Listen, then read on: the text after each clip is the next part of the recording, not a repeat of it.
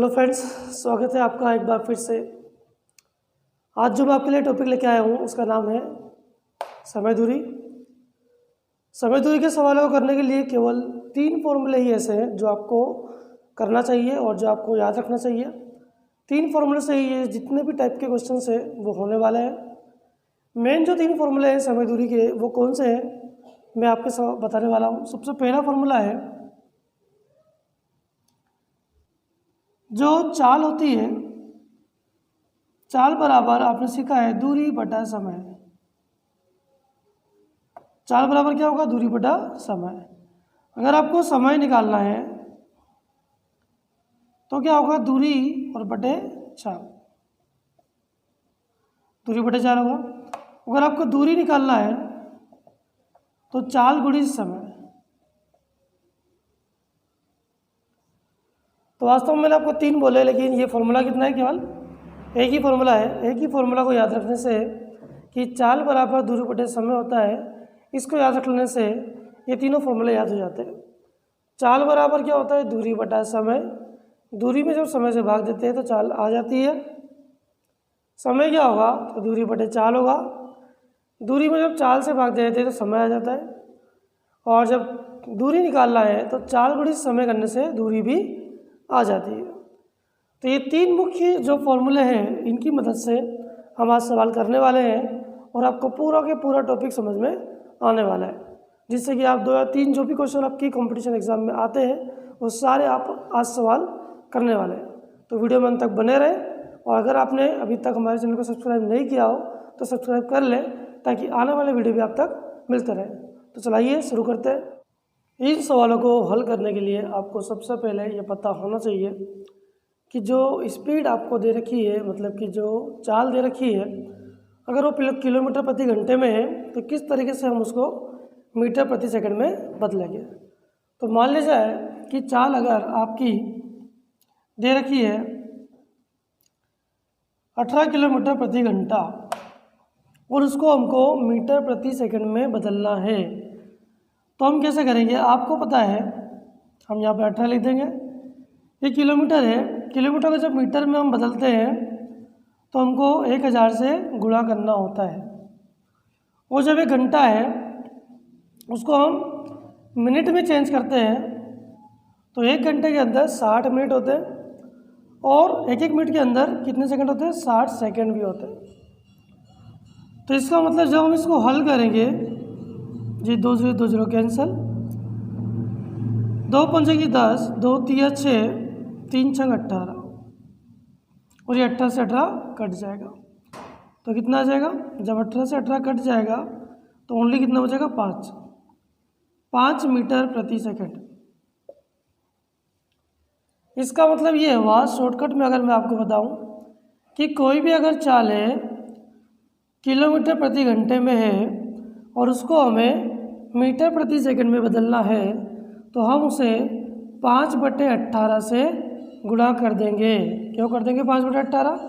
क्योंकि 1000 बटे में 60 गुणित 60, 3600 को जब हम हल करते हैं, 2 पंजे की 10, 2 एकम 2 और 2 8 16, तो 5/8 आता है।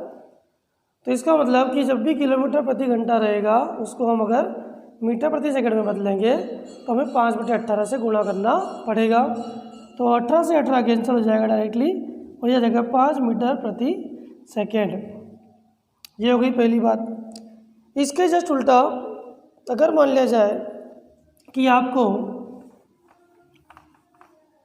मीटर प्रति सेकंड में कोई चाल दे रखी है, मान लिया जाए हमको दे रखा है 10 मीटर प्रति सेकेंड और आपको उसको किलोमीटर प्रति घंटे में चेंज करना है, तो आप कैसे करेंगे? ये 10 मीटर है और ये सेकेंड है, तो मीटर में 1000 से भाग देने पर वो किलोमीटर में बदलेगा, और सेकंड को 3600 से भाग देने पर वो घंटे में बदल जाएगा। जब इसको हल करेंगे तो वही 18 और 5, मतलब 10 गुणित 18/5 करने से जो गति है वो किलोमीटर प्रति घंटे में आ जाएगी, मतलब 36 किलोमीटर प्रति घंटा।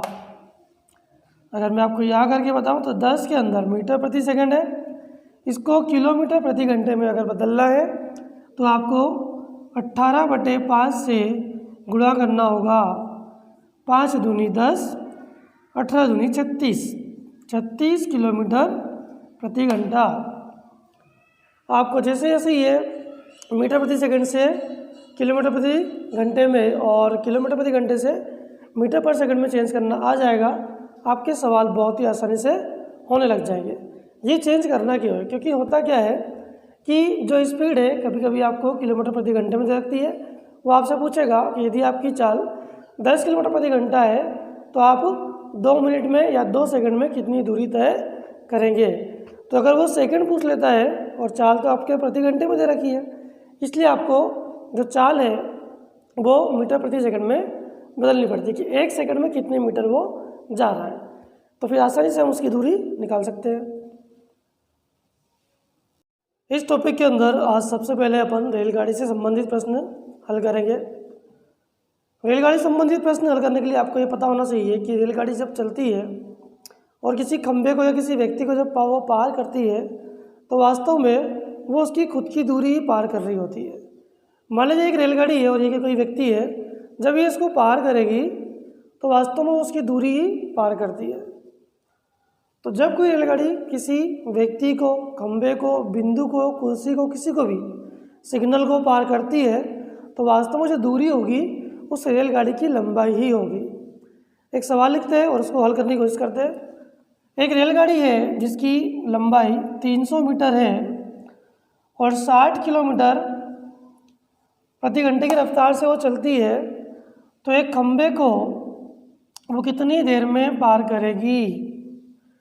तो हमने सीखा भैया ये जो 300 मीटर ये क्या है? दूरी है।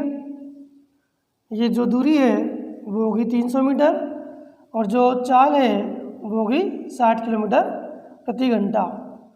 जब इसको देखो यहाँ पर मीटर दे रखा है और यहाँ पर किलोमीटर है, तो आपको इसको बदलना पड़ेगा। इसको जब 60 किलोमीटर प्रति घंटा लिखा हुआ है, इसको जैसे ही आप मीटर प्रति सेकंड में बदलोगे तो आपको 5/18 से इसको गुणा करना होगा। आप इसको हल करेंगे 6 × 6 6 × 18, ये आपका आएगा 50/3 मीटर प्रति सेकंड। ये आपकी दूरी है। हमको क्या निकालना है? समय। समय क्या होता है? समय बराबर होता है दूरी बटे चाल। अब दूरी जो है वो वास्तव में जो ट्रेन की लंबाई होगी वही उसकी दूरी है और जो चाल है वो है 50 और बटे 3। तो 3 को नीचे ना लिखते हुए हम क्या लिख देंगे? ऊपर लिख देंगे। जब हम इसको कट करेंगे 5 × 30 6 × 18, यानी कि 18 सेकंड में वो ट्रेन जो है उस खंभे को पार कर लेगी।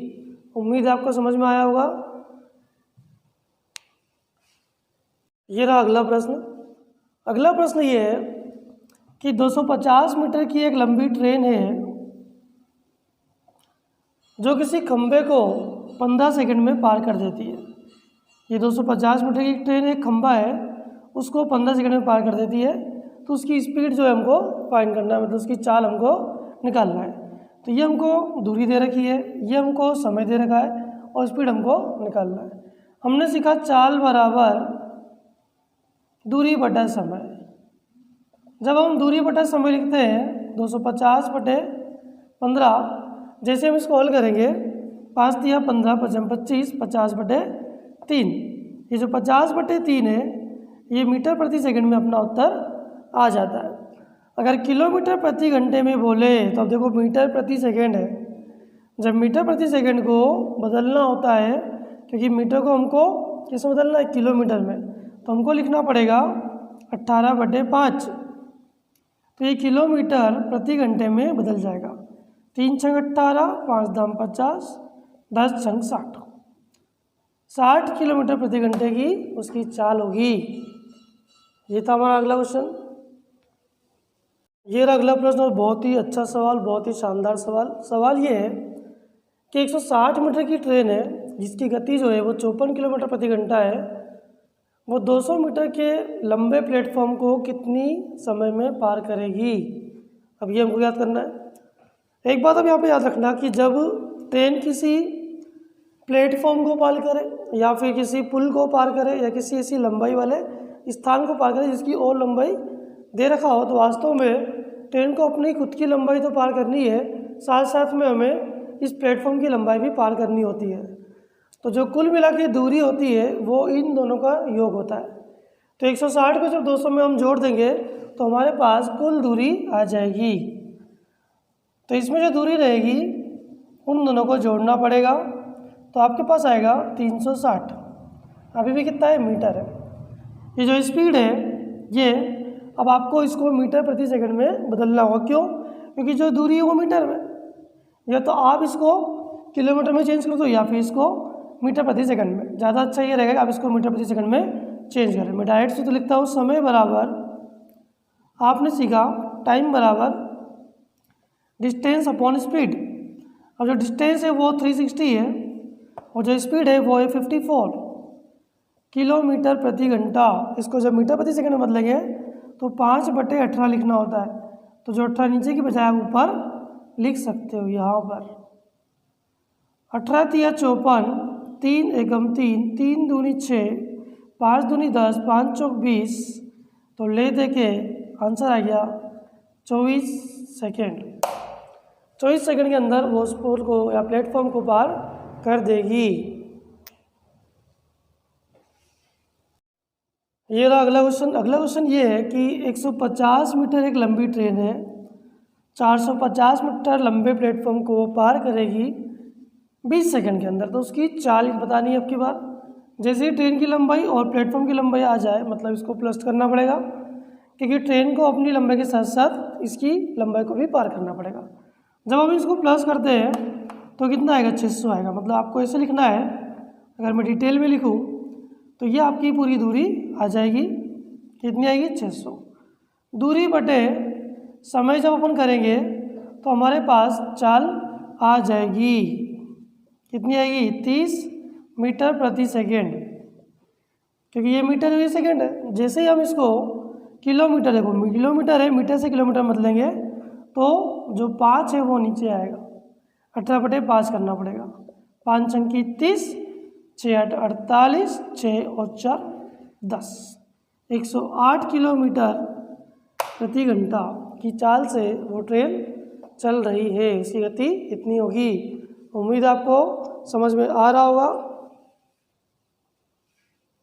ये रहा अगला सवाल। सवाल उसके ऐसे ही है कि एक ट्रेन है, वो 100 मीटर लंबे प्लेटफॉर्म को पार करने में 15 सेकंड लेती है, और वही ट्रेन 150 मीटर लंबे पुल को पार करने में 18 सेकंड लेती है। तो उस ट्रेन की जो लंबाई है वो हमको ज्ञात करना है। जब भी ट्रेन किसी पुल को या प्लेटफॉर्म को पार करती है तो उसकी खुद की दूरी भी तय करती है। मतलब कि जब वो अगर 100 मीटर लंबे प्लेटफॉर्म को पार कर रही है तो उसकी खुद की दूरी भी वो पार करेगी, और जब वो पुल को पार कर रही है तो भी वो उसकी खुद की दूरी भी पार करेगी, जो हमको ज्ञात करना है। 15 सेकंड में उसने इतनी दूरी तय कर ली और 18 सेकंड में उसने इतनी दूरी तय कर ली। जब हम इसका डिफरेंस निकालेंगे समय का तो कितना सेकंड आएगा, 3 सेकंड आएगा। फिर जब हम इसकी दूरी का डिफरेंस निकालेंगे, x + 150 से यहाँ पर x + 100 है, जब इसमें से इसको घटाएंगे तो आपके पास केवल 50 बचने वाला है। ये आ गई उसकी स्पीड, ये चाल आ गई। अगर ये चाल 15 सेकंड तक चलती है, ये चाल से अगर चलता है 15 सेकंड तक, तो इतनी दूरी तय कर लेगा। हम इसको हल करते हैं। 3 पंजे 15, 5 25, 5 का 5 में जब गुणा करेंगे 250 आएगा। मतलब कि 15 सेकंड के अंदर उसने 250 मीटर तय किया। 250 मीटर में 100 मीटर का लंबा प्लेटफॉर्म भी था। तो जो ट्रेन की लंबाई होगी वो क्या होगी, जो 250 आया है उसमें से आपको 100 माइनस करना पड़ेगा, तो अपना आंसर आ जाएगा, जो कि क्या रहेगा, 150। अगर आप इस 15 की जगह पर 18 भी गुणा करेंगे, 3 छंग 18, 6 तिया 6 पंजे की 30, 300 आएगा। 300 में से जब ये 150 घटाना पड़ेगा तो भी आपका आंसर 150 ही आएगा।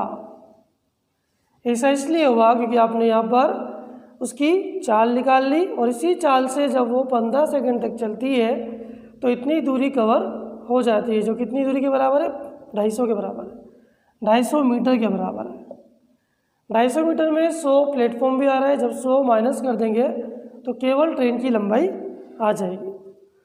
तो आपको हमारा वीडियो कैसा लगा आप कमेंट करके ज़रूर बताएं, और अगर अभी तक हमारे चैनल को आपने सब्सक्राइब नहीं किया हो तो सब्सक्राइब कर लें, ताकि आने वाले वीडियो भी आप तक पहुंचते रहे, और बेल आइकन को भी दबा दें ताकि जब भी हमारा नया वीडियो आए आप तक वो पहुंच जाए और आपकी तैयारी होती रहे। इस टॉपिक में कुछ भी परेशानी हो हमें कमेंट जरूर करें। वीडियो में पूरा बने रहने के लिए बहुत बहुत धन्यवाद। थैंक यू, शुक्रिया।